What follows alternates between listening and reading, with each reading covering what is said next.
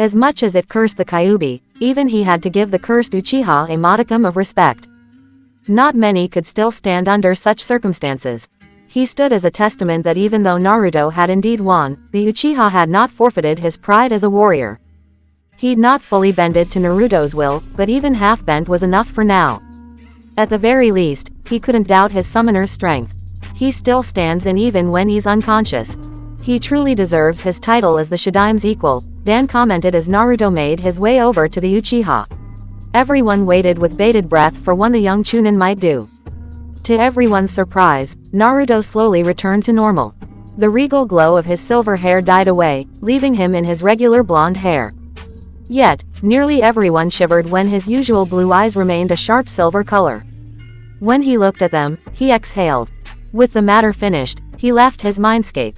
Opening his eyes, Naruto blinked as the cold continued to hit his face. The frown on his face deepened. Bushy brow, you're just like Madara. Good thing he hadn't figured out my strategy in time.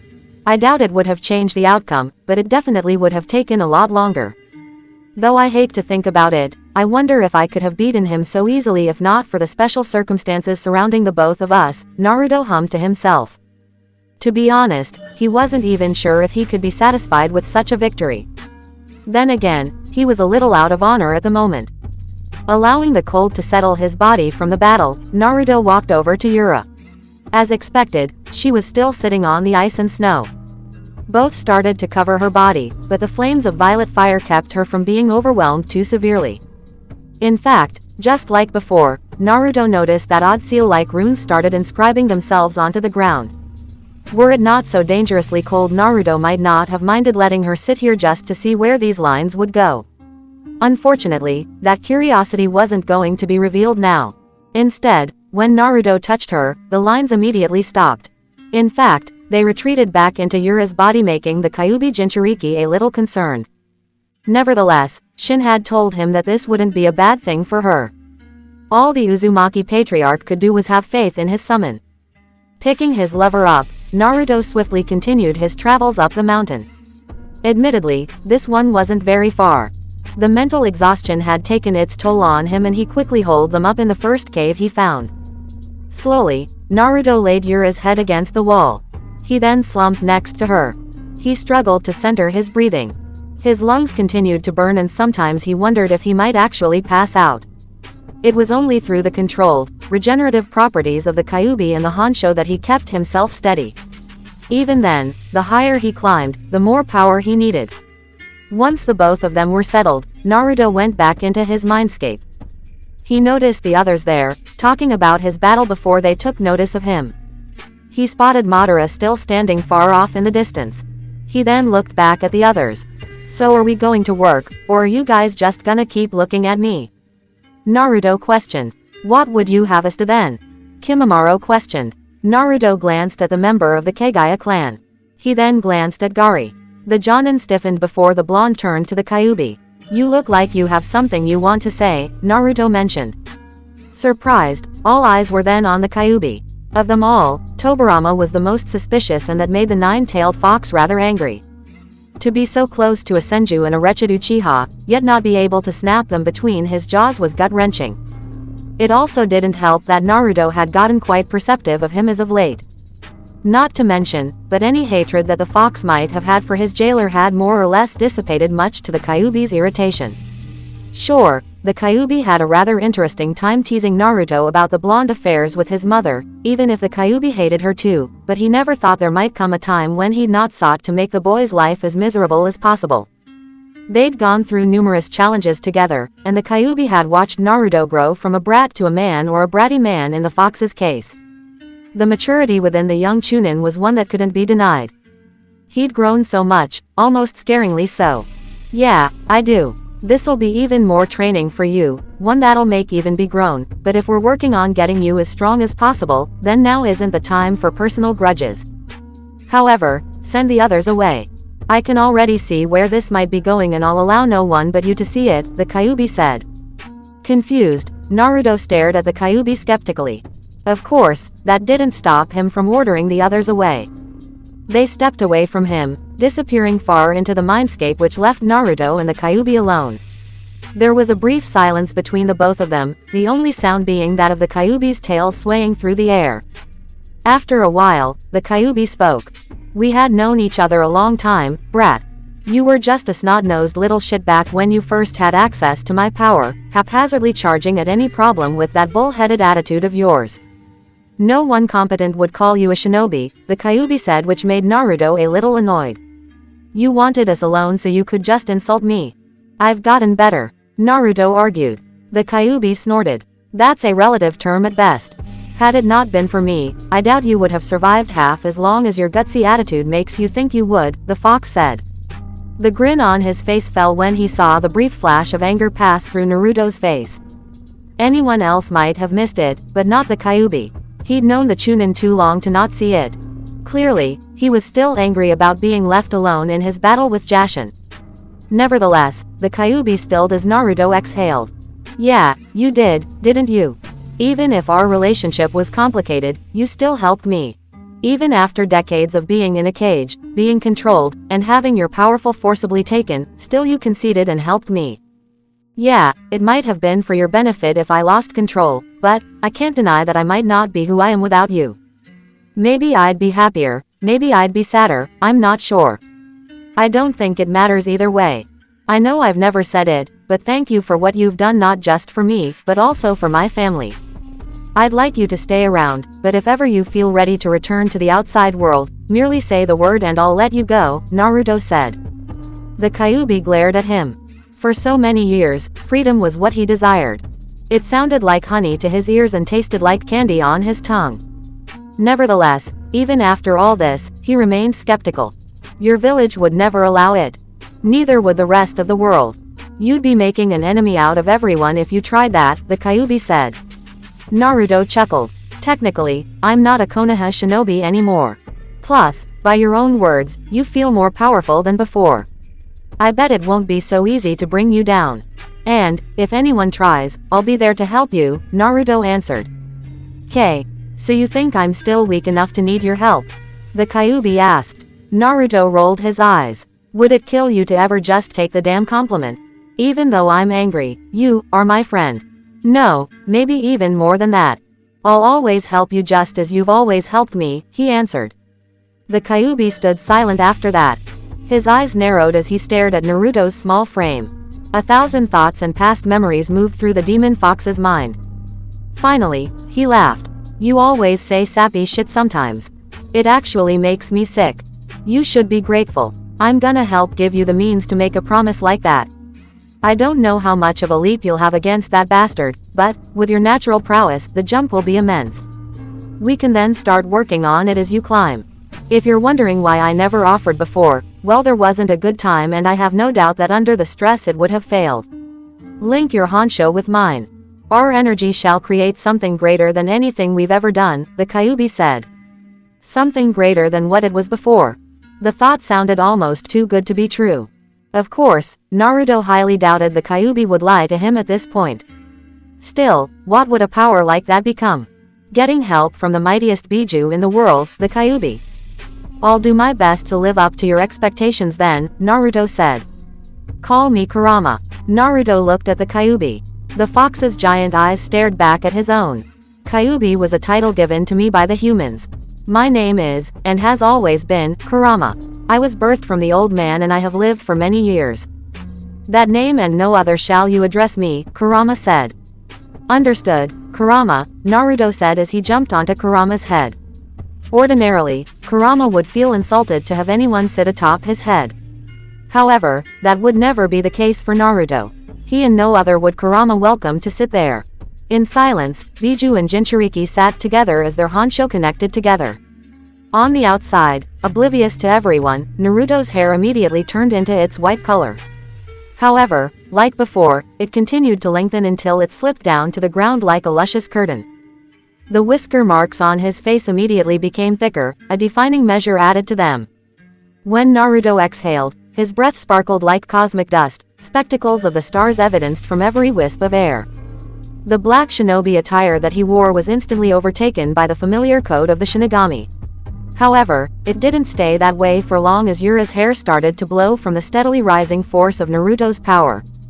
The white cloak started to shine with a glow that would turn mortal men blind. Every glimmer of the constellations beyond the ice-cold realm or even Earth itself surrounded his body. When the light faded, the shinigami cloak had split its base in 9, not so different from Kurama's 9 tails. If one were privileged to stare upon his cloak, they would have marveled at a cornucopia of stars and celestial bodies residing within the cloak, each one dazzling more brightly than the rarest jewel on Earth. When Naruto opened his eyes, they were filled with divine silver might. His pupils had grown into slits and horn-like protrusions appeared out the roof of his head. Dense seals like those from a forgotten age marked every line of his body beneath his clothes. Runes and markings of the shinigami burned into his body, burned into the very crevices of his soul. The honsho which burned in his veins quickly doubled, tripled, perhaps even quintupled in might. Around the Kyuubi Jinchuriki's neck appeared a necklace blessed with numerous beads of the god of death. Outside, the realm of ice grew angry again. As all the land surrendered to the vast might of the god of death, silver orbs floated throughout the entire realm. Those back in Konoha watched as Kushina and Yuri meditated amidst the orbs, gathering them into their bodies. As the summoner of the Shinigami's soon-to-be wives, they were blessed and found worthy enough to receive the might of not only the Kyuubi, but the Shinigami as well. While their coats weren't as defined as Naruto's, none could deny their might as the ground trembled beneath their feet. Some had even fallen unconscious just trying to stay near them. Yet, of course, it was only the members of the Uzumaki clan and Hinoken that were privileged to stay close to them. For anyone else, they were pulled away before they could fall into unconsciousness. This is our first union. It's not gonna be perfect. We'll be working on this every day so we can use it indefinitely until we face that bastard. No doubt, we're both feeling very powerful right now. Be aware that you'll be feeling some soreness once this matter is over, but the adrenaline is an intoxicating feeling, isn't it? Kurama questioned while Naruto smirked. Instantly, the blonde stood up and flew out of the cave. Landing on a platform with a violent crash, he immediately summoned the rest of his spirits. He wasn't sure how he was supposed to feel when they looked at him in shock. Hell, Dan and Yahiko took unconscious steps back while Tobarama's gaze hardened. We're training, all of us right now. Hold nothing back on me, Naruto said, feeling the surge of the cosmic forces of death swirling violently inside him. They needed release and it was more strength than he felt when he faced even Jashin. I'd advise you to not get overconfident, Tobarama warned. While the new power was impressive, almost overwhelmingly so, Tobarama already knew the limitations of unchecked power. Then best you help me not to be that way, Naruto fired back. Immediately his summons readied themselves as the blonde charged at them. The mountain quickly came alive with the sounds of violent combat. Back in Konoha, the maelstrom of divine powers slowly started to settle down as the various shinobi of different nations finally breathed sighs of relief. The cage had gone to numerous lengths to get their people to safety, well all except one. Mei had been in the midst of that powerful swell as well as the others. When it was finished, Kushina released them all from training. Holy shit, your hair is glowing. Tuyuya shouted as she pointed to the Mizukage. So is yours, Mei said, glancing at her hair in small surprise. When she looked at her hair, it still maintained most of its auburn color. Yet, there was a white outline around it that covered not just it, but the rest of her body as well. What the fuck? Tuyuya hollered as she glanced at the white shreds of her normally red hair. Karui and Omoi investigated themselves, finding that they too were glowing as well. Riza looked over her body in a bit of surprise and so did Fuka. It seems we're no different, Makoto said, pondering the glow surrounding her body as well. She then spotted her son, he too was enchanted with the power bestowed upon them by Naruto. Sasuke narrowed his eyes as he patted his body down. Indeed, he felt different. The chakra in his body seemed even more condensed than before. It had been a few days since he, Itachi, Yuna, and Makoto had gotten out of the hospital after their surgeries. Shizune warned them to take things easy as they allowed their eyes to heal. Of course, they had been a little stubborn in the end. Sasuke, are your eyes alright? It's best not to push them since you only took them off recently, Kakashi warned, feeling the same effects as everyone else. Sasuke snorted. I'll be fine. This is nothing. In fact, I feel stronger than before. I'll admit my eyes used to be very stiff after the surgery, but there's actually no more pain, the Uchiha admitted, trying not to stare at Kakashi's glowing hair. Then again, he was sure that if the others were glowing, then he was as well. Hell, even Yugao, his teammate, was glowing. The only question that remains is if we'll stop glowing like this at some point, said teammate mentioned, glancing at her hair while the others looked at her. Well, I imagine this has something to do with our illustrious cousin. Who else glows like him? Fuka inquired. At the mention of Naruto's name, the others swiftly began to understand where she was coming from. However, that also made them all the more confused. And what could our shithead of a clan head be doing that it would affect us too? Yuya asked. Now that was a question that no one seemed capable of answering. Whatever he's doing, I think it's for our benefit. After all, I can't imagine what would happen had he done this near the village. Just look at the others. They look like they can't even approach us, Riza commented. The group glanced at the shinobi who'd been their allies for the last 2 weeks. They stepped back in fear, covering their eyes from the blinding excess of energy swirling about the members of Hinoken and the Uzumaki clan. So does this stuff stay on us forever? Karui asked. It might, but it looks like those two don't seem to care, Omoi said, pointing toward Kushina and Yuri. As always, the two were in the midst of the light training without much of a care. In fact, the others had to squint because those two were even brighter than they were. Yet, when they did, everyone noticed strange symbols started appearing on their faces. Do you think we'll be able to beat that bastard with them as powerful as this? Karui asked hopefully. Mei stared at her cousin. She balled her fists and closed her eyes. No, it still wasn't enough. Grown in strength and might though they were, there was still something more separating them from the realm of Jashin. The Mizukage had felt that pressure and never had she felt so afraid and so vulnerable.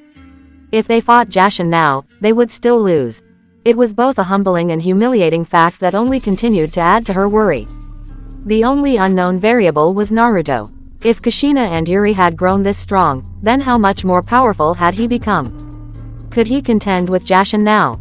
These were questions she really wanted to know. After a long while, the members of Hinoken and the Uzumaki clan decided to continue their training. It didn't seem like they could do much without pushing the non-glowing residents of the village, so they decided to use their time productively. Of course, it didn't take much time for news of the phenomenon to spread throughout the village. Hundreds, if not thousands, of men and women came out to observe the situation. Even the Akatsuki weren't immune to the surprise. Nagato scowled, forced to close the Diva Path's eyes. The cage looked at him curiously. What? Kuretsuchi asked. Their chakra is very bright. In fact, it's almost overpowering. I've never felt anything like it, the head of the Akatsuki said. Even from where he sat, in his dark room, just glimpsing at the light for long periods of time had caused him something of a headache. Meanwhile, Obito scowled in frustration. He glared at Kakashi and it was just as shocked. He could feel his former teammate growing stronger by the hour. His chakra levels had already risen to those on par with a cage. If he continued unperturbed, it was likely that he'd even surpass Kisami's levels of chakra. As always, Kakashi, you continue to stand on a grander stage than I. Reality seems to favor you often the most. And yet, I can only watch you from the sidelines. You in the light, and I in the dark, Obito thought before he noticed Rin looking at him with great concern from amongst the masses. Over the past few weeks, Obito had been making himself scarce around the village. Obviously, through word from Zetsu, Rin had been actively looking for him. Their last conversation hadn't gone very well. In fact, it was fucking awful.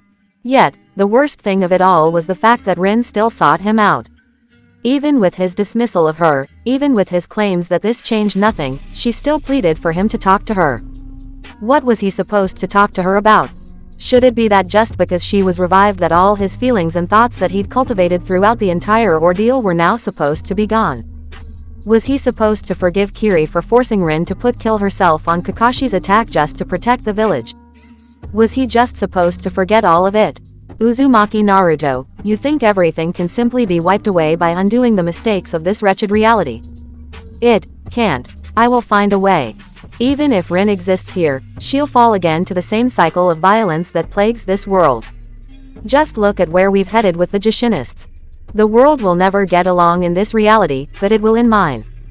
This alliance is only temporary, as will be the rest down the line. All you've done is delay the matter, you've yet to properly answer it. Obito thought. That said, He remembered that Conan had told him that the plan for the Akatsuki had all but been dusted away, with the Kyuubi apparently having been changed in some way. However, there was still another way he could work out. The only question was whether he felt confident at incurring the wrath of the shinigami.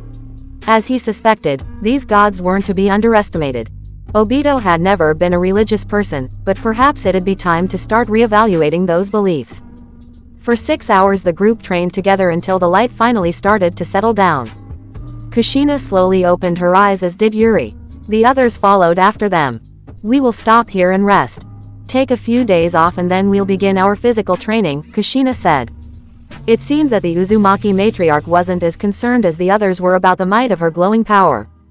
After all, she'd experienced it before, having fed off the source of it all. Even Yuri didn't seem perturbed, more than likely having grown used to it as well. "No training at all?" Yuri questioned. Kushina laughed, patting her shoulder. "Resting is another part of training, Yuri. Besides, you still have sealing jutsu training and lessons to take." "We'll do that together until Naruto returns," the older redhead responded. Yuri grimaced. She already dreaded having to stay awake for those. While she sulked over this, Yuri noticed the thousands of onlookers glancing at them. "It seems we've drawn a crowd," she commented. Kushina stared at the eyes upon them. She frowned when she saw more than a few of them stare in utter fear. Others looked on in awe, but it seemed like an almost shivering awe. Kushina had met that gaze before, as had her son. Of course, Konoha hadn't known that she contained the Kyuubi when she migrated there, but many weren't quite so welcoming of her, especially as a foreign shinobi. "Let them stare if they want," Kushina said. Then again, as the woman thought, it might be a softening blow if the Mei, Karui, and Omoi were with them. The foreign shinobi might be more lax if their own people were a part of this little spectacle. Either way, Kushina walked over to the other cage. It almost seemed rather funny that she would be the one to meet with these powerful village leaders on such a daily basis as this. Or maybe it was better to say, they were the ones waiting to meet with her. Kushina noticed that when she was close enough, she took a step forward and the shinobi behind the cage took steps back. Her lips thinned, but she made no comment on the matter. "Kushina, what happened?" Tsunade inquired. "I can only imagine my son's doing what he said he would do. He's getting stronger and the rest of us are just reaping the aftereffects of it. However, I believe that if Naruto can handle Jashin, then with this power those corrupted humans of his will be much easier to handle for the rest of us," Kushina replied.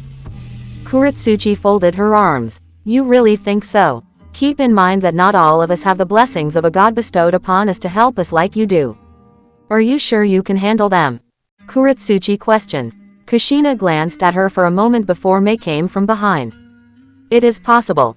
Kushina was able to hold Jashin's amusement for a little while. "Given what we know of him, he won't deny a battle with Naruto. I'd even guess that he could come after us right now, but he's waiting for us to entertain him further. If Naruto can hold him, then the power supplied to us should be sufficient for taking down his forces. I can't say for sure that there won't be casualties, but our chances are much higher than they were," Mei replied.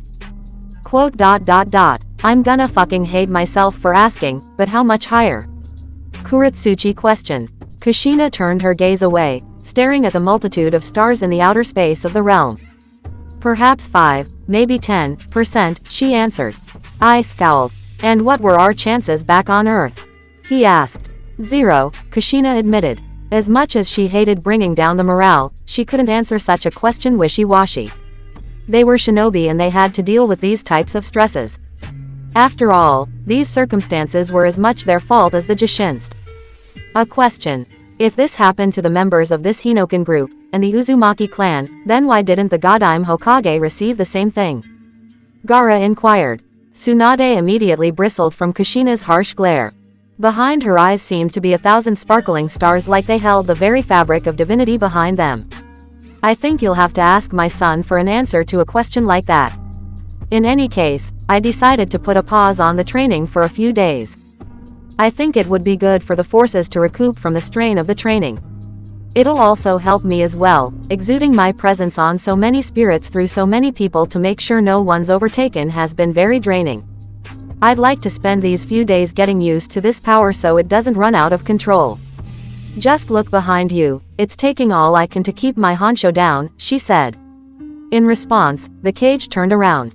Indeed, their men were shivering under Kushina's presence. Some of them had already passed out, in fact, held out of the snow by others. She has a point. I believe a break would be due, Mei said.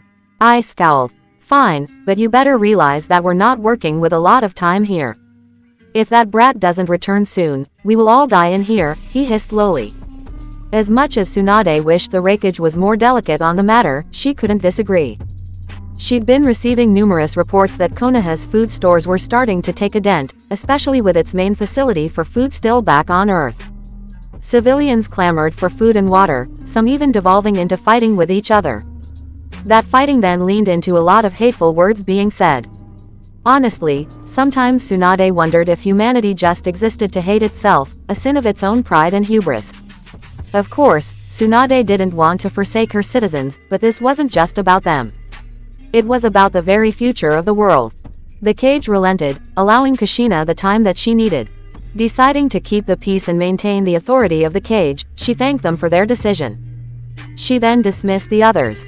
Once the group dispersed, Kushina sent one last look to Obito. To his credit, he looked away guiltily. The mask had been so much easier. She watched him stomp off. Shaking her head, feeling the sudden exhaustion swarm her, Kushina decided to head home. When she made it, she opened the door and chuckled. Clearly, it hadn't taken to Yuya long to fall asleep on the couch. She was already snoring the day away while Riza covered her daughter with a blanket. You know, she bitches about it, but she keeps asking whether Naruto's alright or not. Doesn't sound like a warrior for Orochimaru, does she? Riza asked. Kushina smiled. No, I suppose not, but my son definitely has a way of changing people. I never imagined a family like this would be formed, but we have him to thank for it. No, not just him. He might have used it, but the Shinigami granted him the power to do so. Perhaps we should thank him first and foremost, the matriarch answered. Riza laughed. Yes, we definitely should. You better get some sleep. You've been pushing it for many days. Let's make sure you don't reopen any more wounds, the mother of Tayuya joked, making Kushina laugh in turn. Don't worry, I'd actually enjoy the feeling of my bed now. I'll just melt some snow, boil it, cool it, and wash my body with it. Not the best solution, but it's all we've got. No hot springs around here. And what about those two Kumo shinobi? Are they around? Kushina questioned. Riza smiled. Yeah, I set them up in some rooms. By their own words, they wished to stay here in honor of she. It seems they were also family members of ours. I'm not sure how far our blood goes with them, but since when have we cared about that? Kushina tiredly shrugged. If we cared about that, then we sure wouldn't have accepted Yukimaru-kun. I suppose I'll have to greet them at some point, Kushina said stiffly. She still had a bit of a dislike toward Kumo shinobi, especially from her own experiences with them. However, she'd long since wondered if she should just let the matter go. The men who'd kidnapped her were already dead, as was the leader who ordered it. Who was she hurting holding on to any more anger except herself? The Uzumaki matriarch walked upstairs and returned with a large bucket. She scooped up some snow and took it inside. When Kushina came into her room, she heated the pail with a fire technique. The snow quickly melted and bubbled. She then washed herself with the water, using whatever products lay around her bathroom. Naruto, please hurry. The village is getting worse. Much as I'm upset at her, I know Tsunade's got her hands full keeping the peace. We need you, our family needs you, I need you, Kushina said to herself as she exhaled. After washing herself, Kushina changed to a nightgown and sat on the bed. Her feet touched the cold floor as she thought in silence. After a little while, she shook her head. She then slipped off the bed and fell to her knees. Just like Yura, she offered a prayer to the Shinigami, thanking him for blessing their family and her son.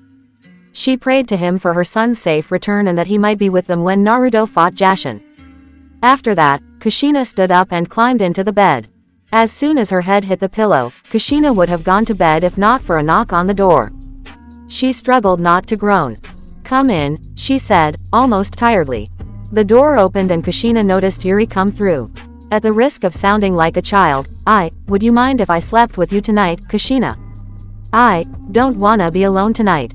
I'd ask Ni-chan, but I think he's doing his best mountain climbing impression right now, Yuri said. Despite her exhaustion, Kushina laughed at the joke.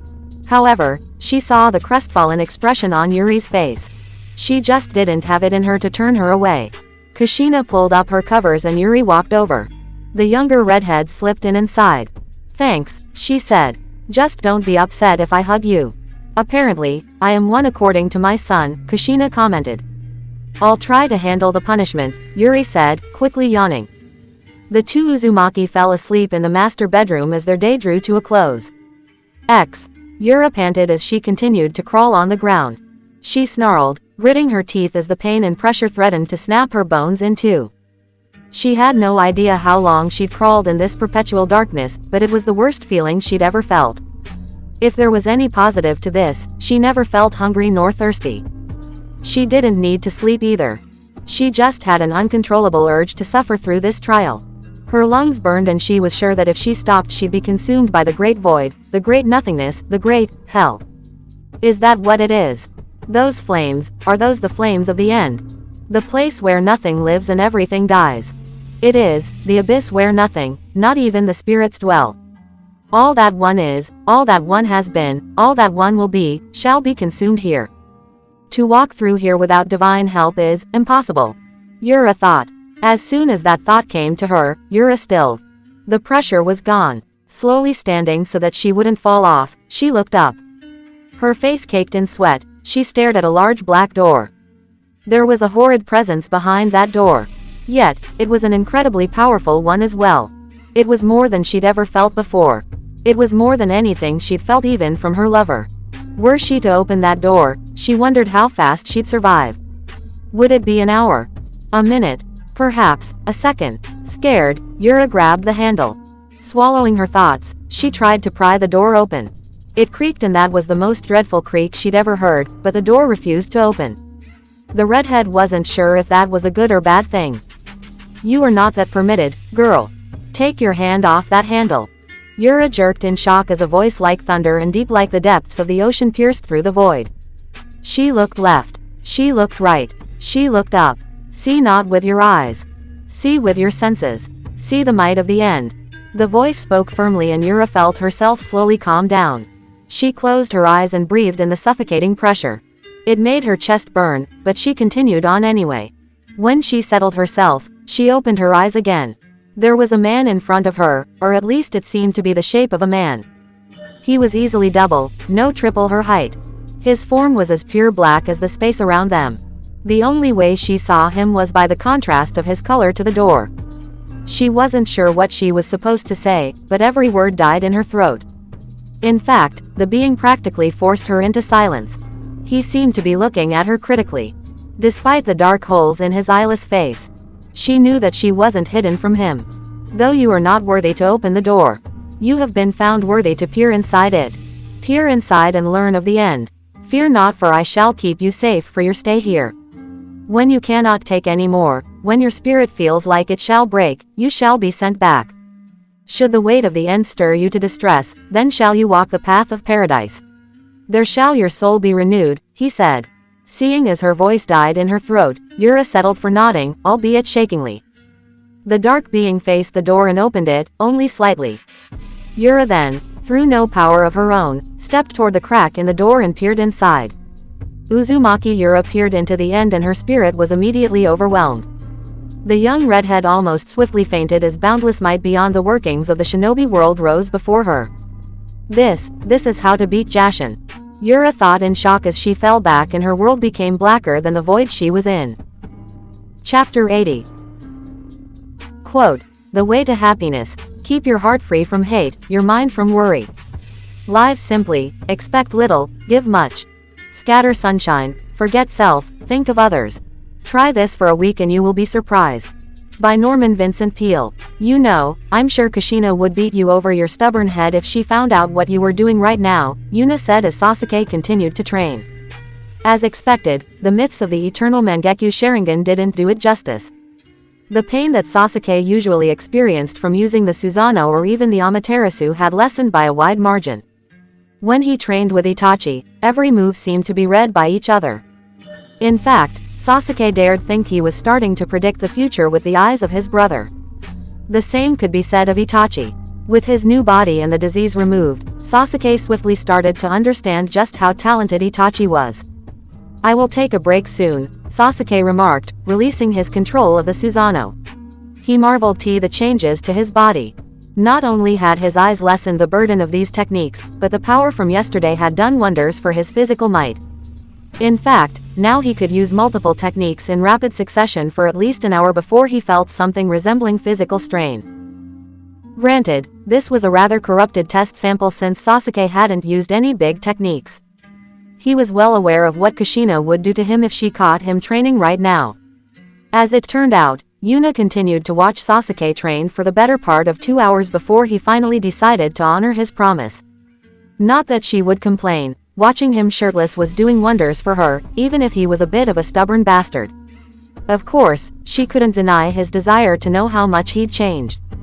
Even Yuna recognized changes in her body ever since she'd taken her little brother's eye given to her by Itachi. The spirit Yuna had been training with had pushed her further than she'd ever been pushed. If not for Kushina, the young Uchiha would have been taken over long ago. That said, she never shied away from the combat. In fact, it was the most thrilling, if painful, instruction she'd ever felt before.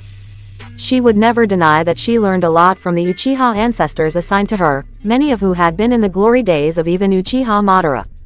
Since Kushina's given us some time off, do you want to spend some time together? Sasuke asked, glancing off to the side. Yuna rose an eyebrow and smiled. Are you asking me out, Uchiha Sasuke? And here I was expecting a grunt of sorts, the older Uchiha said, a playful smirk on her lips. HN, Sasuke grunted as he continued to wipe himself off with a towel. Yuna smiled at him in his abrasive regard for her comment. She pulled up her cloak and breathed out the cold air. Sure, I think I could stomach your presence for a night, Yuna answered, kissing his sweaty cheek as he passed her by. I think I'm the one stomaching anything, Sasuke fired back as he closed the door behind himself. He heard Yuna laugh as took his shoes off and stepped into his house. It was quiet, at least more than usual. Of course, part of that might have been that Itachi was gone. He'd gone out for some reason and hadn't returned since last night. Sasuke thought to look for his older brother, yet something also told him not to bother. If Itachi didn't want to be found, then no one save for the most disciplined of warriors would find him. Truth be told, Sasuke was still rather unsettled around Itachi. He'd not spoken to Yuna or his mother about it, but dreams seemed to sprout up from time to time regarding the massacre of his family. He wondered if somewhere in his heart, he still hadn't forgiven Itachi or Konoha for the destruction of his clan, yet he'd also not forgotten what his clan tried to do. Sasuke couldn't say what was right or wrong, but he'd resolved to rebuild a better clan with Yuna. Unaware of himself, Sasuke grabbed a door handle and turned it. When he opened the door, he stilled. In the depths of his mind, somewhere seared the very image of beauty into his brain. Shocked eyes stared back at him as Makoto lay undressed, ready to get into the makeshift bath. Sasuke wasn't sure what he was supposed to think at a moment like this, but he couldn't deny that his mother was indeed beautiful. He knew he should close the door, yet he couldn't do so. His eyes remained fixed on her body. It was wonderfully toned from years of training, her breasts hung wonderfully against her chest, and then there were her long legs. There was nary an imperfection on them, every single piece of his mother left the Uchiha utterly captivated. Sasuke! Makoto shouted. Time swiftly seemed to resume as Sasuke became aware of himself. Cursing, he swiftly closed the door and released a rough exhale. Why didn't you lock the door? Sasuke inquired. You could have knocked, Makoto exclaimed, trying to have her body recover from the shock she'd just been given. Makoto had never seen her son's gaze so focused. Was he checking me out? She questioned to herself. The thought seemed too preposterous to be real, yet she couldn't mistake that look in his eye. He'd been charmed by her appearance and she knew not what to think of that. She reasoned that he was a young man, indeed sexually active with Yuna, but still young nonetheless. Truth be told, Makoto didn't remember much of her bath. Instead, she remembered herself back in her room as she heard her son's steps through the halls. Each step was like a crash of thunder against her chest. At some point, she couldn't handle the pressure anymore and got dressed. Yuna, I'll be heading out for a bit, Makoto said quickly. Yuna waved her goodbye and the mother of Uchiha Sasuke quickly ventured out into the snow. For once, Makoto was thankful for the ambiance of the cold. The crunch of the snow beneath her feet and the small flurries of snow were a welcome distraction. Of course, that distraction didn't stay for very long. Even as she walked in the cold, her body felt hot, and that heat started making her think many things. Makoto pulled up her scarf and absently watched men and women pass through the village, handing others their portion of food for the day. As Makoto expected, very few had anything to smile about these days. She watched as shinobi shouted at each other, beating the crap out of each other only to be separated by other officials in the village. A Kumo shinobi lay on the ground panting while a Kiri shinobi lay on top of him. Tensions were rising again, and the cage struggled to keep the animosity down. There'd been numerous reports of assaults throughout the village, so much so that the cage had to release a statement claiming that any shinobi would pay dearly for the crime. As expected, that had lessened the deal somewhat. However, it was also clear that the cage weren't so keen to enact that punishment, and there was no reason to guess why. They needed every man that they could get. The force within the village was already low from the battle, and it had only gotten lower since they arrived in this icy land. Try as they might, Karen, and the medical ninja of the various villages just didn't have the chakra to sustain so many people at once. Then, there seemed to be the underlying fear that had begun to take root in the hearts of everyone. Some might think Makoto didn't notice, but she saw the stares from some people. No doubt the memory of yesterday was still fresh in the minds of the people. The older Uchiha wasn't sure what the people had to be worried about, but it wasn't like Makoto wasn't used to it. She'd had more than her fair share of gossip and whispers done about her while being associated with the Uchiha clan when Sasuke was a child. Oh great, and then she started thinking about her second son again. Maybe I should try dating again, Makoto thought to herself. While an odd feeling to be experienced with her son, his admiration of her body was unsettlingly welcoming. Maybe she was just thankful for the appreciating male attention. Recent developments had left her love of Fugaku rather waning. Confused, Makoto continued to walk alone until she found herself in front of the Uzumaki compound. She wasn't sure what drew her here, but it seemed almost odd that she would come to Kushina's household. As expected, there were tents set up around the entire compound with men and women huddled together. Makoto came up to the door and knocked. After a moment, the door opened. Makoto, rare of you to visit. Can we help you? Fuka asked. No, I was just walking around and you never know where your legs will take you when you're distracted. Is Kushina around? Makoto asked. Perhaps, in some ways, Kushina was both the right and wrong person to talk to about this. Fuka brushed a piece of her hair from the side of her face.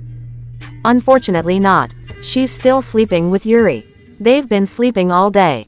I think they're feeling the stress more than anyone else. It's especially not good for Yuri, being so young. Why don't you come in and stay for a while? Maybe they'll get up, Fuka offered. Though appreciated, Makoto declined. Thanks, but perhaps it's for the best. Let them rest. Kushina's been running on barely any sleep as has Yuri. If we stand a chance at winning this battle, then they'll both need to be fully rested. I'll just come back another time, Makoto offered. Fuka slowly nodded. I see. Well, I'll tell Kushina you came by when she wakes up. Thank you, Makoto replied. She then turned around and walked away. Fuka closed the door and so the older Uchiha journeyed through the rest of Konoha, her confusing yet stimulating thoughts staying with her. Well, if he was so damn powerful then he should have fought harder. Makoto turned her head. Confused, she noticed some of Sasuke's classmates. More specifically, she noticed the others looking at Tenten. She spotted Sakura and Shikamaru sitting there, looking at her disapprovingly. As for the weapon user, it had been clear that she'd been crying as of late. In fact, her entire posture screamed of exhaustion. Bags hung under her eyes and her steps were unsteady, the posture of an amateur. Tenten, you know Naruto fought as hard as he could. I didn't have faith in him before either, but he's still fighting for all of us right now. I was told by Tsunade-sama that Naruto's gone somewhere to train, you know he's a stubborn guy. He'll set things right somehow, Sakura reasoned. Of course, you get to say that. Your entire team is alive. You didn't see what I saw. You didn't hold the hand of your best friends as they were torn apart by that bastard. Besides, if Naruto doesn't need us for training then does that mean that we aren't enough? If we're not enough, then why didn't he just let us die with them? Tenten inquired. Tenten, you're grieving. We all are. In case you forgot, I lost my entire team too. A lot of people are suffering. However, blaming Naruto isn't gonna fix anything. Maybe someone could have fought Jashin better, but someone also could have fought him worse. It doesn't matter either way. We were given Naruto, and instead of complaining we have to make the best use of our circumstances. Besides, we all know what we're hoping for. Maybe if we win, Naruto can reverse all this damage. That is what we're all fighting for, Shikamaru claimed. And what if he loses again when we're all dead? I don't have time for this, Tenten said as she turned around. She wobbled for a moment, gritting her teeth before Sakura stopped her. Tenten, you're in no condition to be training anymore. Look at you, you can barely stand. Even your parents have told me you haven't been eating. We can't afford the space to take care of you if you collapse, Sakura claimed. Tenten stood up. Then don't, the weapon wielder hissed, much to the shock of Shikamaru and Sakura. As Tenten started to walk away, she turned around and found herself staring into the spiraling pattern of the Sharingan. Soon after, her eyes closed and she fell forward into Makoto's arms. Makoto-sama! Sakura exclaimed as she and Shikamaru walked over to the unconscious Tenten. I see the two of you are having some trouble. Don't worry, she'll be awake in a few hours, Makoto said, smiling as Shikamaru took Tenten from the Uchiha's arms. Thank you. She's been rattled a lot, as have the rest of us. Has there been any word from Naruto? Sakura asked hopefully. Of course, she knew that Sasuke's mother and Naruto were teammates. If there was anyone who might know how he was doing, it would be her. Unfortunately, Sakura's hopes were dashed when Makoto shook her head. I haven't learned anything from Kushina, but I do know that Naruto's working since we felt his power yesterday. I don't know when he'll return, but he will at some point and he will be ready. Believe me, I know it's not easy dealing with grief and loss. Yet, I think you both have become outstanding shinobi. You make your family proud, she remarked, much to their embarrassment. Nevertheless, Shikamaru looked at her critically. Do you really think Naruto can win? He asked. Makoto frowned. It's not a matter if he can or not. He has to. Either he wins, or we all die. It's that simple, she answered. She then bid them farewell. However, before she could leave, Sakura called out to her. Makoto-sama, this feeling, was this what Sasuke-kun felt? The medic of Team 7 inquired. Makoto clenched her fists. It seemed she just couldn't get away from the name of her son today. It kept bringing her mind back to what happened in the bathroom. That said, it also reminded her of vastly unpleasant times, especially for both her sons. You really loved my son, didn't you? Makoto asked. Sakura gawked. I. Makoto shook her head. I think we've all gotten a glimpse to what my son felt. The only difference is, Naruto has a hope of restoring all that we lost now. Sasuke more than likely dreamed of this same thing happening to him when he was young. Let's cherish what we've been given for now, so that we will be thankful later, Makoto replied. Sakura and Shikamaru swiftly agreed as Makoto walked off, her words oddly enough lifting a weight off her shoulders. Makoto looked up into the snowy blizzard and sighed. Naruto, please hurry. Everyone was counting on you. Up where the air was thickest, Naruto struggled to remain conscious.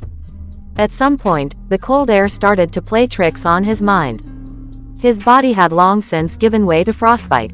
It took more and more uses of divine essence to keep him warm enough that his body wouldn't succumb to the freezing temperatures. If there was anything good out of this, it was that at least Yura didn't seem to have any concerns with the cold.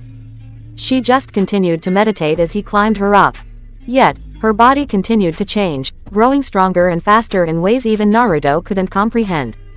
He didn't know what changes were being constructed within her body, yet he continued to trust in the shinigami that it would all be for her good. No, not just for her good but for the good of them all. That said, Naruto wished there was some good for himself. Every second of time that his physical body was spent resting, his mind was hard at work training with Tobirama, Kurama, Madara, and the others. Every single day was constantly filled with combat to the point where Naruto woke up wondering if he'd be getting attacked. There was no rest, there was only combat. Yet, he worked with Kurama over, and over, and over. Of course, Kurama never allowed him to use the form to climb the mountain. He claimed, and rightly so, that it made the journey too easy. He also reasoned that Naruto had continued to develop his own natural physical strength through the exertion up the mountain. It would be in his best interests to continue to do so. Naruto didn't agree, but he didn't complain. Instead, he soldiered onward as Madara and Tobirama refined his taijutsu, they helped refine his battle techniques, and they trained his forces while he mastered the discipline within himself. It was not easy, and Naruto loathed the voice that continued to mock him. Yet, with each strike of its venomous tongue, Naruto got closer and closer to the meaning of what the shinigami meant. More and more clear the answer became. Naruto grabbed a cold, sharp ledge. Before he could pull himself up, he noticed a hand. When he looked up, he saw Suiren with her hand extended. As always, there was a smile on her face. While Naruto didn't like it, he took her hand and she pulled him up. Naruto-sama, save it. Just get in, Naruto said, mercilessly cutting her off. It quickly became clear to Suiren that indeed Naruto had not forgiven her, though he was willing to accept her aid for now. Willing to accept what she'd been given, Suiren nodded and merged her soul with Naruto's. Even then, Naruto wasn't so willing to speak to her. When he rejoined the others, Madara and Tobirama swiftly took to training her as did the others. Suiren tried to inquire of Naruto what this would do to help, but he didn't respond. Instead, he merged with Kurama and fought out his frustrations like normal. I think it best to just do as we're told for now, Gari said, patting Suiren on the shoulder. I see. I understand, she replied. As expected, Naruto's compatibility with Suiren had taken a severe dive when they first merged. The usual power she'd come to enjoy had been swiftly stripped from her. In fact, she dare say she was about as weak as she was when Naruto first summoned her. She knew it, Naruto knew it, and everyone else knew it.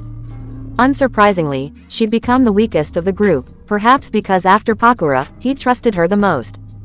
Yet, not even Suiren nor anyone else could hold their breath when the day came that Naruto would climb the mountain and he'd stare up at the offered hand from Pakura. Everyone could tell that Naruto was angry. In fact, some wondered if he might reset his entire progress in his anger. Instead, Naruto did something else. When he took Yura inside, he returned to Pakura. He then grabbed her hand and accepted her inside. The others were immediately perplexed by the sight. However, they quickly understood when Pakura went over to Naruto. Whatever she was going to say died in her throat when he punched her. She fell backward in surprise as Naruto rolled his shoulder. There was no training that day. Everyone just decided to leave Naruto to his own thoughts. Dan walked over to Pakura and picked her up. Are you okay? He asked. The Suna Kunoichi opened her mouth and then slowly closed it. To be honest, it wasn't the punch that hurt. If that's what I'll have to deal with to regain his trust, then I'll take it, Pakura answered, not knowing that she'd been heard. Naruto had indeed heard her and he slowly opened his eyes. He sighed, physically and emotionally exhausted. Maybe I'm not as disciplined as I thought, Naruto thought. With another day of training gone, Naruto slept for a few hours. He then grabbed Yura and continued his way up the mountain. Over the course of several days, this training continued. Yet, everyone noticed that Naruto had been willing to merge his spirit with anyone except Pakura. That said, it wasn't like he hadn't tried. He had tried one time with Pakura and it had been the worst experience either had ever felt. Kurama cursed when he realized just how much the relationship and understanding between the two had deteriorated. Naturally, Pakura never spoke a word about it, and neither did Naruto. After that, Kurama and the others decided to forego any training that had Naruto and Pakura working together for the moment. Instead, Tobirama and Madara settled for training her separately while the other worked with Naruto and the summons. Silently, Kurama observed the incident. The frown on his face deepened while his mind raced with activity. These were how Naruto's days went as he valiantly braved the harsh cold with Yura on his back. By this point, they were so high he couldn't even begin to fathom the bottom. Rather than the snow along the ground, a sea of white, frosty clouds lay underneath him. The air was so thick that his eyes were getting blurry. Even with the divine power constantly circulating through his body, it was hard. Every grab of a ledge seemed to sap more and more strength. Kurama, I need more. Naruto growled. From his spot, Kurama continued to watch as his partner struggled. He then glanced at the blonde's summons. No, keep moving. Remember what you're doing this for, brat. If you fail now, there won't be enough time before you have to return to the village. If you fight Jashin now, you'll be defeated just like the last time. Then your lovers and the entire world are fucking doomed. Grit your teeth and push on. Kurama exclaimed. Naruto scowled as sweat burned off the side of his face. When he grabbed the icy ledge, one of his fingers slipped. He shivered as he saw the piles of snow fall into the blankets of clouds. With one arm holding Yura on his back, he hissed and forced himself to pull them both up. The limits of his human endurance were tested as his fingers bled. Up and up, Naruto pulled himself as hard as he could. He dangled from one side of the incredibly narrow cliffside. His arms burned and his legs felt like they would collapse. He struggled, and fucking struggled. Naruto struggled even as the voice assailed him and pointed out his flaws. He struggled even as it berated him at every turn. Pakura and the others silently watched. Suiren clenched her fists and stepped forward, but Tobirama stopped her. She glared at him. While he was indeed tutoring her, it was still clear that she was a higher being blessed by Naruto's power than he was.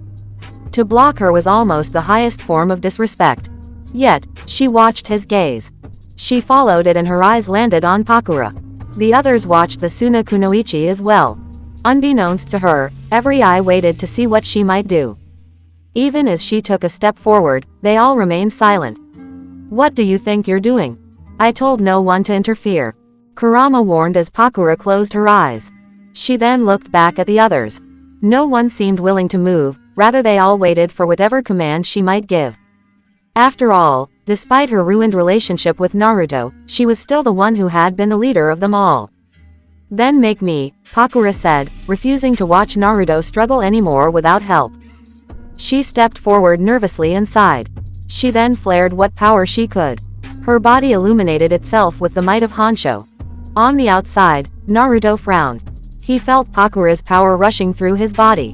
While he wasn't sure how he felt about receiving her power, or why she decided to stand against the Kurama's instruction, he wasn't going to remain ungrateful for it.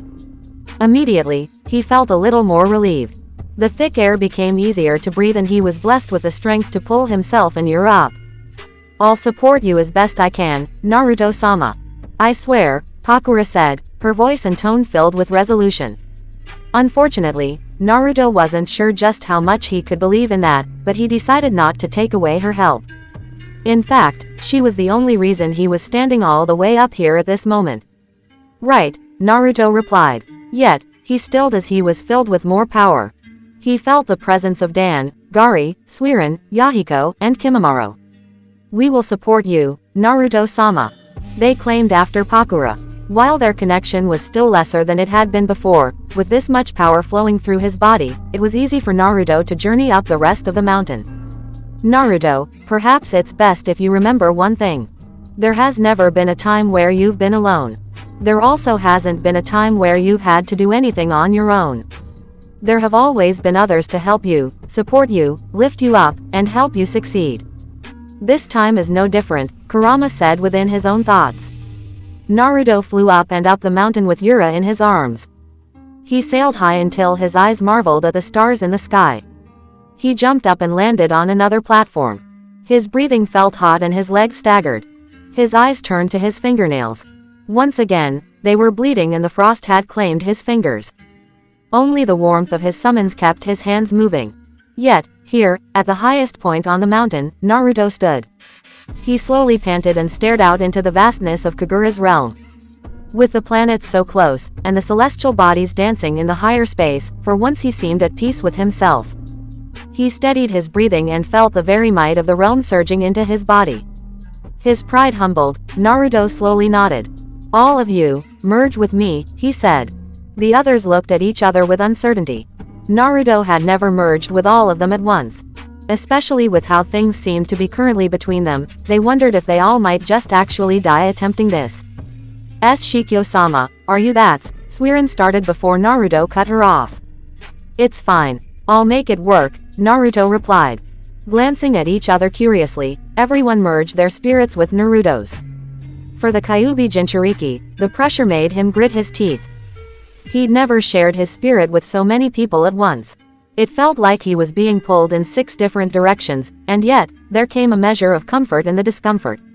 When the Uzumaki patriarch inhaled, it let all the pain and pressure enter in. Then he exhaled, and he let it all out.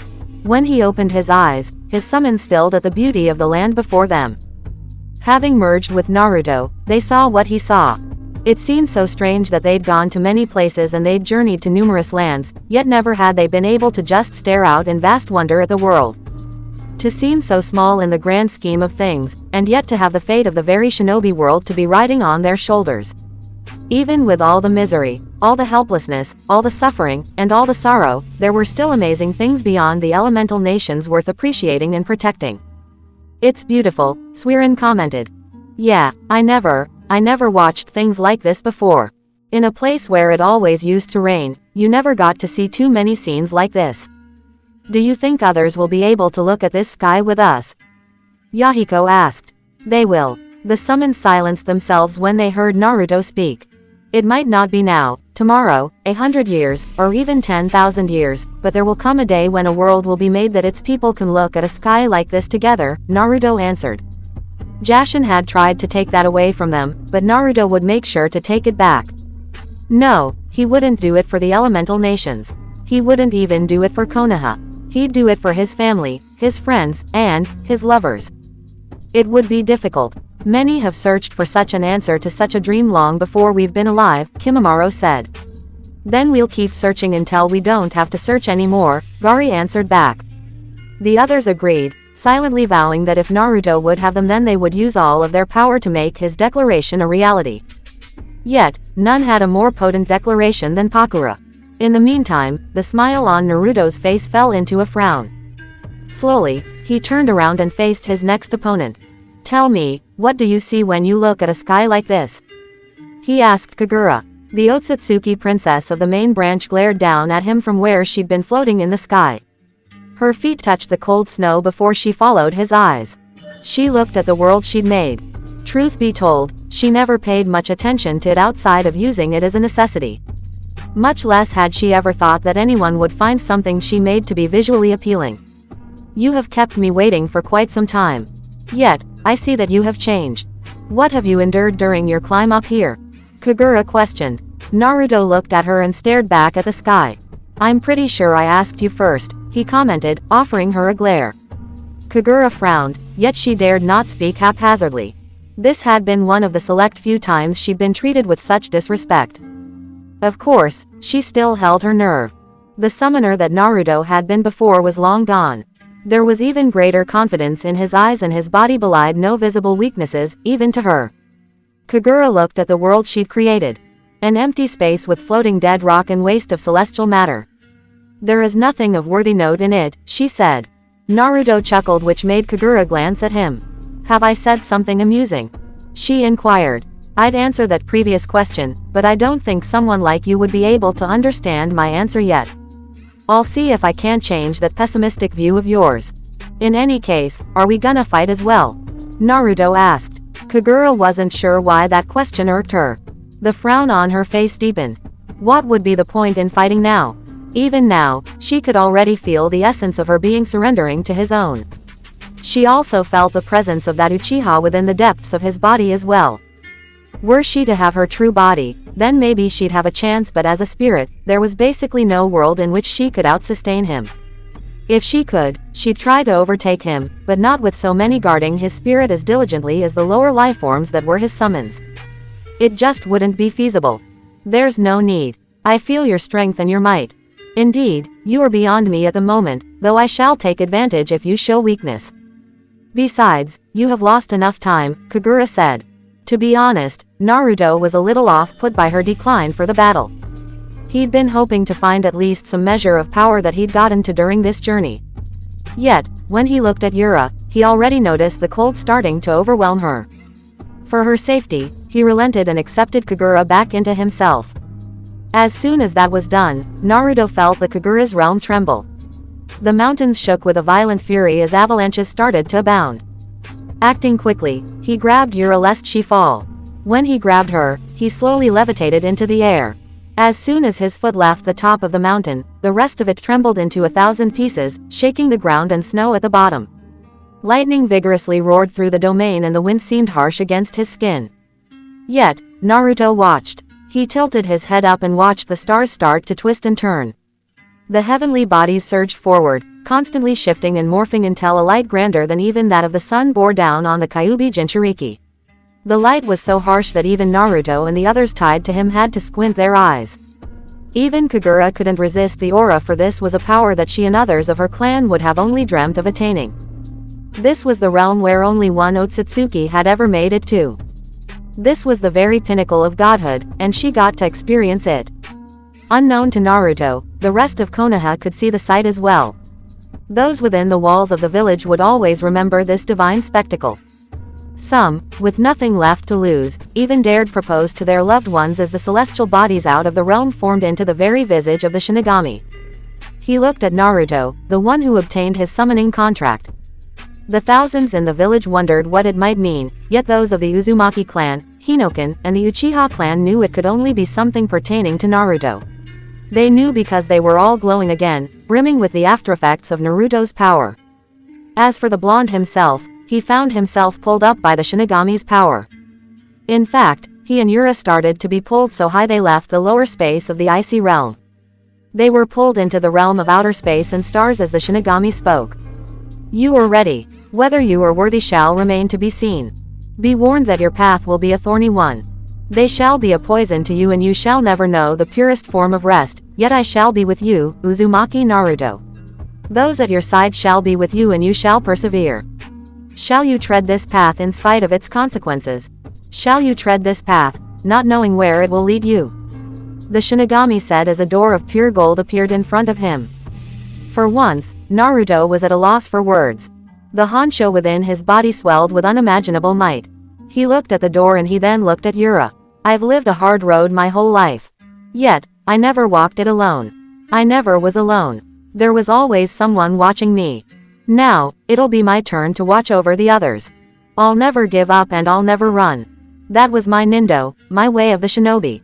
Naruto said as he allowed himself to be pulled towards the door. Unconsciously, he worried for Yura. When he looked down at her, he saw a bright white presence outline her being. Fear not for her, Shikyo. She shall indeed play her part and you yours, the Shinigami said as he separated Naruto and Yura. Another door appeared next to the golden door, this one notably less extravagant than the previous. Yura floated into that one until it closed behind her. Naruto bit his lip, but he knew there wasn't anything he could do about it now. The summoning circle on his arm began to illuminate as he got closer to his own door. When he was far enough along, the door closed behind him and he covered his eyes as he was covered in the vast authority of the realm of death. After some time, the light faded and Naruto found himself in a sea of darkness. His eyes narrowed as he was the only thing illuminating this cold, dark abyss. Where am I? Naruto asked, though none of his summons answered him. Ask not where you are, Shikyo. Ask what you are. This is where you shall learn my ways and my teachings. We haven't much time and you have much to learn, for Jashin grows stronger every second he walks upon your world. Do you wish to know how best to defeat my brother and save your world? Naruto stilled as he looked around for the Shinigami's voice, yet the god of death was nowhere to be found. Do not see. Seek and find, he said. Finally, Naruto stopped looking. Yes, please, tell me, the Kyuubi Jinchuriki said, nay beg. If you wish to step into the realm of godhood, then sit. Do not see, yet perceive. Do not hear, yet listen. Do not feel, yet understand. And I shall guide you, the Shinigami instructed. Immediately, Naruto sat down in the void. He then closed his eyes as the darkness swirled around his form. He perceived many things, under the weight of the vast nothingness, yet what he perceived the most was the presence of Shin. The god of death floated in front of him and closed his eyes. He then hovered over the blonde and settled into his body. Merge your spirit with mine. In order to not be overwhelmed. In order to not forget. In order be a savior, not a destroyer, remember not where you are, nor who you are, but what you are. The god of death said as he merged himself with his young summoner. It was then that thousands of memories flooded through Naruto's body along with more pain than he'd ever felt ascending the icy mountain. Yet, he was not alone. Behind those golden doors, Pakura, Dan, Kimimaro, Suiran, Yahiko, Gari, Tobarama, Madara, Kurama, Morio, the kindred, and Kagura surrounded him. They emboldened him to withstand the onslaught of godly pressure weighing him down. This time, they would not let him battle alone, and they would train with him under the guidance of a true god. Even as the sky began to settle, people kept looking up in wonder, speculating what might happen next. Finally, after at least an hour of gazing, the cold swiftly started to settle in again as everyone looked at each other, inquiring about what had happened.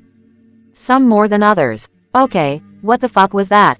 Tayuya asked, turning her head to Kushina. The Uzumaki matriarch had woken up 2 days later.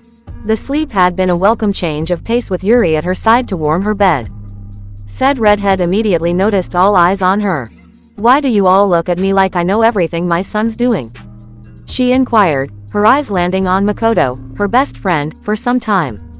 Because more often than not, you do, Fuka countered, smiling at the embarrassed flush on Kushina's face. They have a point, Captain, Yugao answered, only adding to the Kushina's shame. The others continued to look at her for an answer until she scowled. Well, I don't know. We'll just have to wait to find out.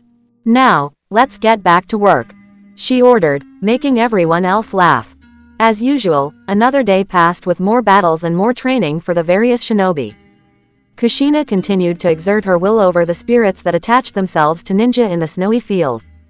The cage fought against Kushina and the Shinobi Alliance developed strategies against beings of greater might than them. Though there were no killing blows, every hit was more painful than the last. The medic team was constantly on standby lest anyone go into shock before the day was over.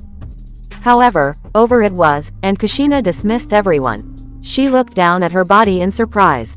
Looks like I'm finally getting used to all this pressure. It's definitely easier than it was when we first came here. Not to mention, I feel the energy of my son steadily flowing into me. I'm not even exhausted despite all the fighting and monitoring I've had to do. Even Yuri's improved, she commented to herself. It wasn't just her. The Shinobi Alliance had strengthened itself as well. While most were winded, it was a far cry from the beginning. They started controlling their breathing. The snow took longer and longer to siphon off their chakra and they were starting to maintain the connection with the spirits they merged with for even longer periods of time. Of course, doing so on their own without Kushina would be next to impossible, but with her at their side, it was a proper testament to humanity's ability to adapt. People collected their materials and exited the field. Yuri, the training's over. You can stop now, Riza said as the young Uzumaki shook her head. Just give me a little longer. I'll stop soon, but I can't quit now. I need this, Yuri exclaimed, her body brimming with the might of the Sanbi. Riza sighed and rubbed her head. There was that infamous Uzumaki stubbornness. Then again, watching Yuri work so hard was inspiring in its own way. Alright, half an hour more, but no more than that. Keep doing what you wish, I'll watch you, Riza encouraged. Yuri didn't reply, only smiling.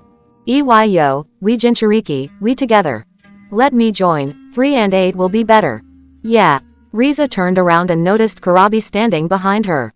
Before she could even respond, the Hachibi Jinchuriki sat next to Yuri and started his own training, delving into the might of the 8 tails. Uzumaki Riza, you've become the babysitter of 2 Jinchuriki. What a fucking world, the cousin to Kushina said with a shrug of her shoulders. She prayed that the half an hour passed quickly. It was ready fucking cold now. Kushina watched the scene from far off. She then turned her head and spotted Makoto swiftly walking off the field. She might not have thought too much about it except for when she saw Sasuke watching her go when he thought no one was looking. Absently, Kushina had seen her son's best friend make numerous glances at his mother on more than one occasion. She also remembered that Fuka told her Makoto stopped by the Uzumaki household to speak with Kushina. Unfortunately, the Uzumaki matriarch had been sleeping at the time. She tried to meet up with Makoto and inquire about what happened, but fate seemed to be working against her. She'd stopped by the Uchiha compound on several occasions hoping to speak with her friend, but Makoto was always out of the house. Kushina even resorted to asking Sasuke for any information, but he just awkwardly said that he'd inform his mother that she was looking for her. Whatever seemed to be happening, it became quite clear to Kushina that this had to do with Sasuke and Makoto. Neither Yuna nor Itachi had much of an idea about the problem either. No doubt, there were some talks going on in the Uchiha household. That said, Kushina wouldn't be Kushina if she wasn't just a little nosy. A sharp grin came onto her face. Meanwhile, Makoto sighed as her boots dug into the snow. Was it supposed to be strange that she'd actually started getting used to the snow? It seemed many others were just like her. Children laughed as they threw snowballs at each other with nary a care in the world. If only her thoughts could be so joyful. Makoto turned in an alleyway and sighed. "What's going on with me?" she inquired, absently watching her breath turn white against the cold. She scratched her nose for a moment as she continued to think. The last few days had been so peculiar to her. It had been clear that she'd been avoiding Sasuke ever since their strange moment in the bathroom. She'd not be able to get his intense gaze out of her mind. Not even her dreams were safe from it. Perhaps she was overthinking it, making it bigger than it was supposed to be. It was just an accident. It could happen to anyone. Yet, there were also the gazes Sasuke gave her when he thought she wasn't looking. It was kind of hard to not recognize it, especially with having lived with him so long. Then there was Yuna and Itachi. They'd grown concerned with her returning home so late, but she just wasn't sure how to confront Sasuke about the issue. It sure as hell couldn't stay like this. I was wondering when you'd consider allowing a man back into your life, Makoto. You must be falling pretty hard if he's got you like this. The mother of Sasuke and Itachi jumped when she heard Kushina's voice. She turned her head and stepped back in shock when she spotted her best friend right next to her, a smile sporting her face. Sad to say, but it had been a while since she saw the Uzumaki matriarch smile given the circumstances. Recovering from her shock, Makoto addressed her friend. "I have no idea what you're talking about. There is no man in my life," she said. Now Kushina might have believed that if not for the signs she'd seen while she observed her friend. "You sure about that? I've been your friend for a long time, Makoto. I know you. You might not know this, but you tend to scratch your nose when you're thinking about a guy. It happened with Takeda, Itoshi, and Fugaku. No matter how nervous you've gotten with any other activity, you never do that. So you might as well tell me what's up," Kushina said. Ordinarily, Makoto would have laughed that her friend seemed to know her so well, but instead, she almost wanted to scoff. Well, it was true that her troubles were centered around a man, but they sure as hell weren't on the romantic interests of her son. She assumed. "I think you're a little confused," Makoto said before Kushina plucked her in her head. "I've been confused about many things, but this isn't one of them. I told you, I wouldn't be your friend if I didn't know you. And just so you know, you might be able to run for everyone else, but I'll always be able to find you. Plus, I know you love me. You'll never hate how buggy I can be," Kushina answered, nudging her friend's shoulder. Makoto frowned, not willing to give the redhead the satisfaction of knowing that she was right. Suddenly, she noticed Kushina stare off to the side. "Looks like I'm not the only one who knows something's wrong with you. Isn't that right, Sasuke?" Kushina asked. "Yeah, right. Like Makoto was gonna fall for that one. Mother, you've been avoiding me." If it were possible for Makoto to die for a second time, then that was how she felt. Her eyes widened and she was sure her heart leapt out of her chest along with the rest of her spirit. She turned around and noticed Sasuke staring at her, his eyes strong and focused. It was then that Kushina's smirk widened. It seemed that whatever happened to Makoto, it had involved Sasuke somehow. Nevertheless, her eyes narrowed when she saw Makoto scratch her nose. "Why you followed me?" she asked nervously. "You've been coming home late and leaving incredibly early. In spite of our issues, I still worry about you," Sasuke said. Makoto opened her mouth and then closed it. "Sasuke, no, she started before the Uchiha turned around. "I'll see you when you get home. We can talk later," he said as he turned around and walked away. Kushina watched the exchange and then studied the crestfallen look on her best friend's face. "You know, when I make this joke, it definitely is with the fact that you're an Uchiha in mind. You're a copycat, Makoto," Kushina said. Oh, this was going to be one of the worst days of her life, wasn't it? Kakashi frowned as he stared at Rin. Even with the spectacle that came through the sky, she'd been heavily depressed ever since she failed to find Obito. Try as he might, Kakashi wasn't really the comforting type. Of course, he tried his best, yet it became clear that Rin wasn't quite so equipped to deal with the issues being presented to her. He placed a cup of hot water next to her.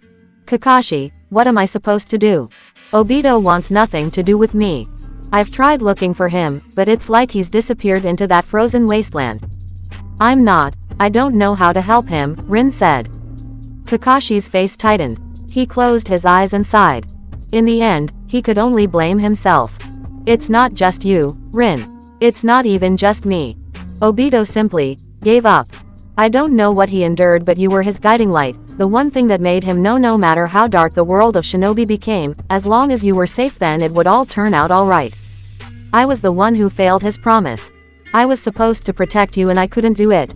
Instead, I was the one who failed, Kakashi replied. Rin glanced at him and Kakashi shook his head. Let's leave him for now, Rin. Once things have returned to normal, you and I will get him back. I've let you both down and now Naruto gave me the chance to correct so many of my mistakes. I'll make sure to not fail this time. I don't know if we'll ever be able to go back to the way we were, but it's better than nothing. Now that you know Obito's feelings, what will you do? Kakashi asked. Rin stilled and chuckled nervously. What do you mean? She asked. Kakashi sighed. Rin, I understand that a good portion of your life was taken away. You never did get to experience the many challenges of growing up that so many of us do. However, I'm sure that even you know what it's like when your feelings aren't answered.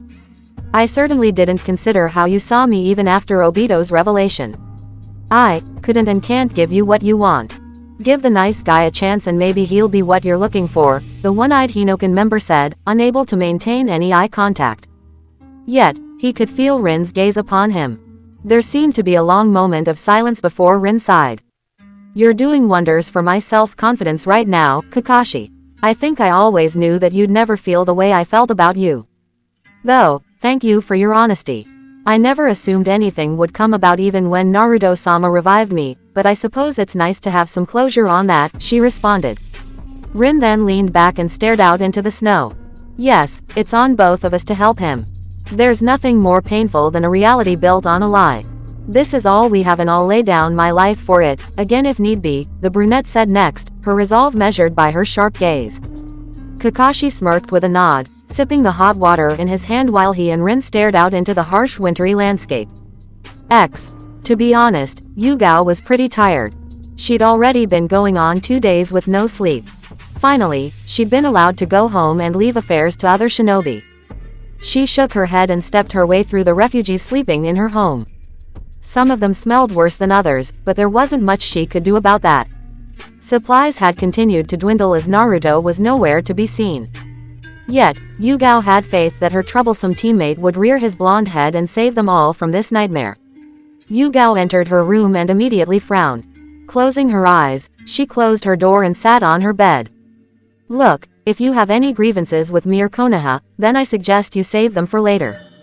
Now isn't the time for us to be fighting. I won't report this matter to Hokage-sama if you all withdraw right now. However, if your friends, family, fellow shinobi, and the world that is our home are worth getting some small chance at vengeance, then you're welcome to try me, but you better understand one thing. You'll lose. Badly. Yugao warned, releasing the lingering traces of spiritual divine might that she'd been endowed with from Kushina and Naruto. To show her confidence, she took her hands off her sword and placed it on her bed. She then got up and opened her bedroom window. Her back turned to them, she walked back to her bed and waited. The shadows around her bedroom remained there for a long while. Yet, in the end, she sensed their presence fade away as they left at high speeds through the open window. Once they were gone, Yugao slowly inhaled and then exhaled, releasing the power she'd been exuding. She then put her head in her hands. Even on near annihilation, we still can't get along. What's wrong with us? She questioned. Then again, she wondered if she could talk. She still hadn't forgiven the man who killed Hayate. She knew he was of Suna origin and she knew he was still alive. Yet, what would be the point in going after him now, or at all? It wouldn't bring Hayate back and it wouldn't make her feel better. Yugao often asked herself why she hadn't asked Naruto to revive Hayate. It seemed like he was perfectly willing to do so for the others. Surely, he would have done so for her as well. Yet, Yugao also came to understand something. Sometimes, it's just a person's time to go, I suppose, whether some higher power decides it or not.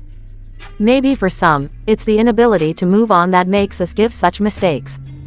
In order to not repeat them, it's best to learn from them.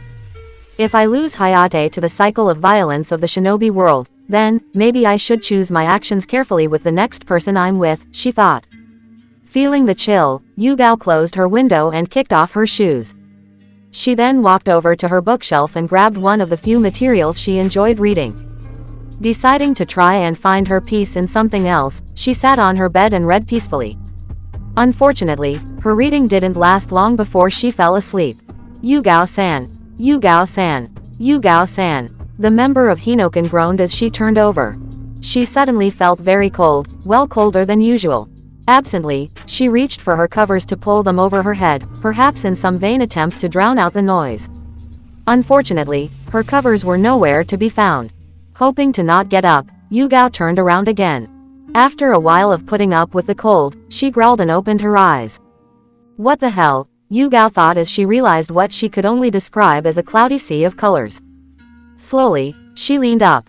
Where am I? The purple-haired woman questioned as she stood up. She noticed that she was fully dressed in her Hinokan garbs. Even her sword was strapped to her back.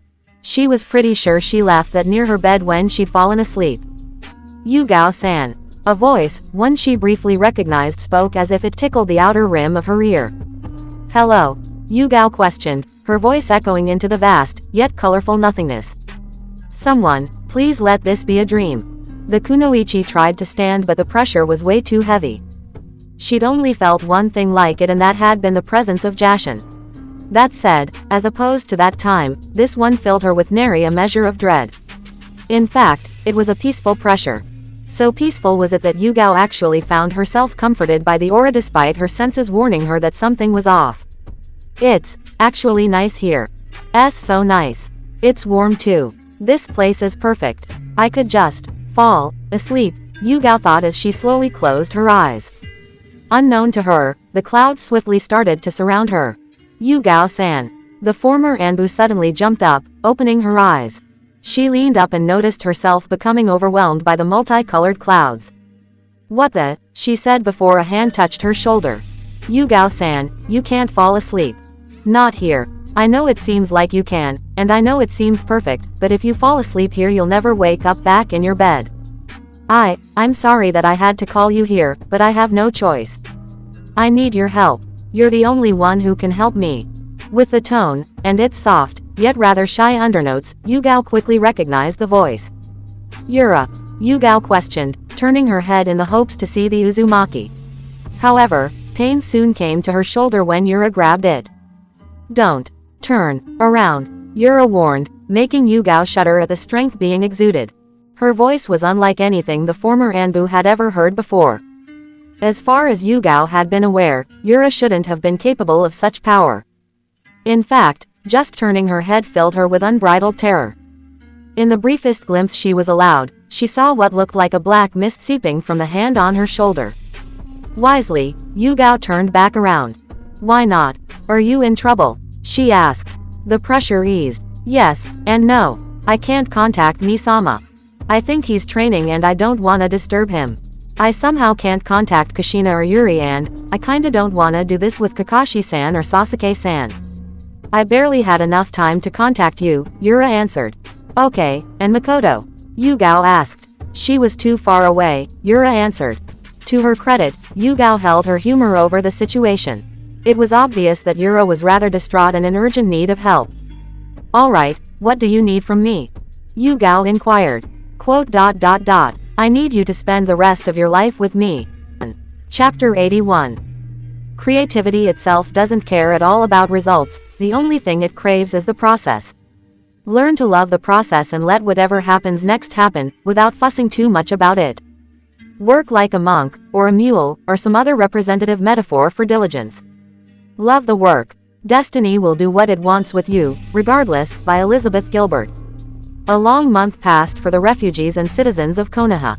It had been a shock to Kushina and the rest of the Hinokan team when Yugao missed a few training days.